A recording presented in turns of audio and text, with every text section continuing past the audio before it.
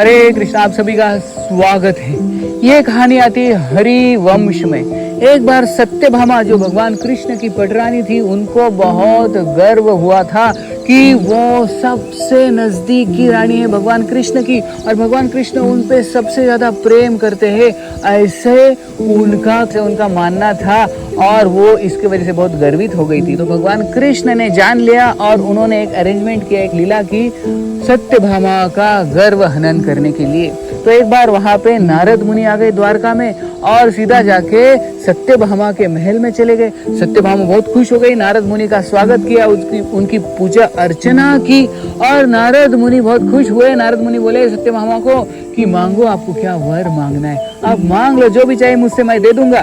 तो सत्यभामा बोलती है कि मुझे एक वर दे दीजिए नारद मुनि कि मैं अगले जन्म में भगवान कृष्ण के साथ ही रहूं, वो मेरे पति बने रहे अगले कई जन्मों तक, क्योंकि वो मुझसे बहुत प्रेम करते हैं और मैं भी उनसे बहुत प्रेम करती हूँ।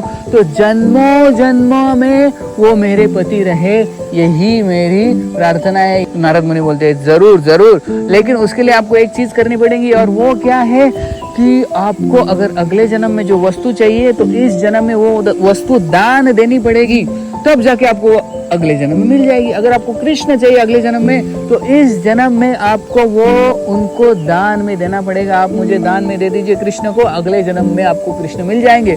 तो सत्यभामा तुरंत हाँ बोल देती है, प्रॉमिस मैं आपको दान देती हूँ। भगवान कृष्ण को कुछ सोचती नहीं है और कृष्ण को दान दे देती है नारद मुनि को। तो नारद मुनि तुरंत भगवान कृष्ण के पास जाते, बोलते कि सत्यभामा में आपको दान दे दिया मुझे, आप चलो मेरे साथ। कृष्ण चले जाते नारद मुनि के साथ। जब चले जा रहे थे, सत्यभामा बोलते अरे क्या हुआ, कृष्ण को क्यों लेके जा रहे हैं, कृष्ण मेरे हैं, कृष्ण को आप लेके जाओगे तो मैं कैसे जीऊंगी। नारद मुनि बोलते आपने तो दान दे दिया, आपने तो बोल दिया, अभी मैं लेके जा रहा हूँ। नहीं नहीं नहीं नहीं, कृपा करके उनको मत लेके जाए, उनको मत लेके जाए, उनको इधर ही रखिए। नारद मुनि बोलते आपने तो वादा किया, आपने तो प्रॉमिस किया, अभी मैं लेके जा रहा हूँ। तो कृष्ण भी जा रहे थे, नारद मुनि भी जा रहे थे। सत्यभामा रोने लगी, प्रार्थना करने लगी, मुझसे गलती हो गई, क्या करूं मैं, अगर मुझे कृष्ण चाहिए तो। नारद मुनि बोलते हैं कि आपको सोना लाना पड़ेगा, और कृष्ण के वजन के जितना सोना मुझे दान दोगी तो मैं कृष्ण को छोड़ के जाऊंगा। सत्यभामा बोलती तुरंत अंदर जाके सारा सोना लाती है, भगवान कृष्ण को एक तराजू में बिठाती है और दूसरे तराजू में सोना डालती है, सोना डालती है, सोना डालती है। लेकिन इतना सोना डालने के बावजूद भगवान कृष्ण का जो पलड़ा है वो भारी होता है। बहुत सोना डालती है, सारे महल का पूरा सोना लाती है, लेकिन भगवान कृष्ण का पलड़ा भारी ही रहता है।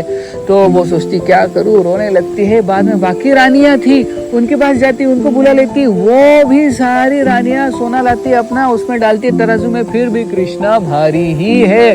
तो बाद में सत्यभामा जाके रुक्मिणी को बुलाती है, रुक्मिणी आप मदद कीजिए, नारद मुनि लेके जा रहे कृष्ण को और वो बोल रहे हैं कि कृष्ण चाहिए तो आपको सोना डालना पड़ेगा इतना। तो रुक्मिणी आके बोलती है चिंता मत करो, रो मत।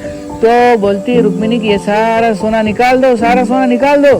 तो सत्यभामा सारा सोना निकाल देती है और रुक्मिणी उधर से एक तुलसी का पत्ता लाती है और उस दूसरे पलड़े में डालती है। तो जैसे रुक्मिणी पत्ता डालती है तुलसी का, तो भगवान कृष्ण तुरंत ऊपर उठ जाते हैं और जो पलड़ा है वो भारी हो जाता है जिसमें तुलसी का पत्ता रखा है। तो तुरंत सत्यभामा बहुत खुश हो जाती है, लेकिन सत्यभामा का गर्व का हनन हो जाता है। उनको लगता था कि मैं कृष्ण के ऊपर बहुत प्रेम करती हूँ और कृष्ण मुझ पे बहुत प्रेम करते हैं, लेकिन उनसे ज्यादा भगवान कृष्ण जो है रुक्मिणी के ऊपर प्रेम करते थे और रुक्मिणी कृष्ण के ऊपर प्रेम करती थी। तो जो भी भक्त होता है उसमें गर्व आ जाता है, तो भगवान को वो पसंद नहीं होता।